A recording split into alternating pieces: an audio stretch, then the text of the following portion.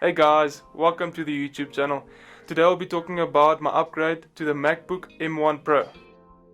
The biggest question is, was it worth it to upgrade from the MacBook Air 2017 model to the newest MacBook Pro? And to give you guys the short answer, yes it was. And if you're interested in finding out why, please watch the rest of the video. So what were the main reasons for upgrading? Number one was mostly about editing. As you guys recently know, I started making YouTube videos, and with my MacBook Air 2017 model, it was a massive problem editing the videos because of the processing power of the Mac. It just couldn't process the videos, and every time I tried to edit the video, it took so long and it was just so difficult. For example, it would take 45 minutes to render a video in DaVinci, where the MacBook Air took 45 minutes to render the video.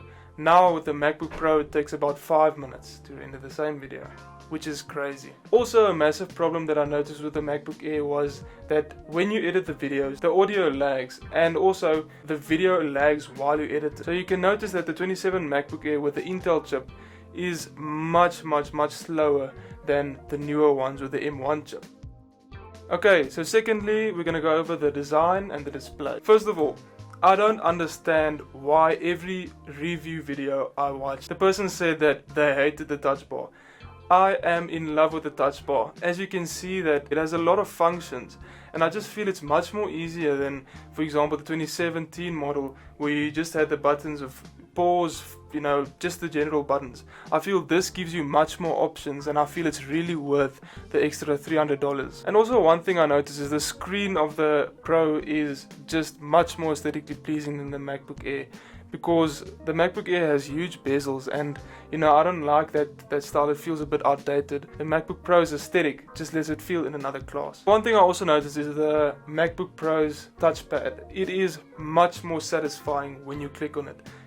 I don't know why. I think it's a vibration. I don't know what they changed, but that was definitely one of the things that stood out for me. In terms of the keyboard, both of them feel the same. I couldn't really feel much of a difference. All that I could notice is the MacBook Pro's keys were more solid than the MacBook Airs, but I think that's because I've had my MacBook Air for about 4 years, so I think that might be a reason why. And lastly, to conclude, the feel of the MacBook Pro just feels better. The weight and everything. I told my girlfriend that I like the MacBook Pro because it feels heavy, and she's like, that's not actually a good thing. They actually try and cut down on the weight, but when something feels heavier to me, it feels like it's more worth. I don't know, it feels more premium. I don't know if you guys can relate. If you guys also like that, please let me know in the comment section below. Okay, and thirdly is the sound. So what I noticed with the sound is the MacBook Pro's sound was much more amplified, and it sounded just better in general. Also, the microphone of the MacBook Pro, because I edit videos, is much better than the MacBook Airs.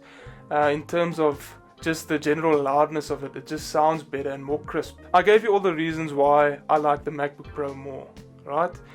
So what do I suggest you should get? If you are someone who just needs a laptop to do general things, for example, operate on Microsoft Word, or you're a student at a university, or you just needed to type a few things, browse on the internet and that type of stuff, I would suggest going for the MacBook Air, because the MacBook Pro is designed for people who need that extra bit of processing power. So for example, if you're not editing videos like I am, then it's not worth it to upgrade to the Pro. Because of all of the reviews that I've heard, the MacBook Air is basically the same than the MacBook Pro. The only thing that changes is the processing power over time. If you look at the MacBook Pro, the power output is much more sustained in the longer term. So if you're someone who needs to edit videos and needs to do stuff that is energy intensive and that needs a lot of processing power, I would suggest going for the MacBook Pro. And one thing that I can say is it's definitely worth it. I've had it now for 2 days, and I promise you that the difference is so significant, and it's definitely worth the extra $300-400. Okay guys, that concludes the video. I hope you enjoyed it. Please, if you have any questions or you want me to make a video about something, please leave it in the comment section below. My previous video will be linked here, and then please give me a subscribe if you like my channel. No peer pressure. And yeah guys, see you next time, and thanks for watching the video.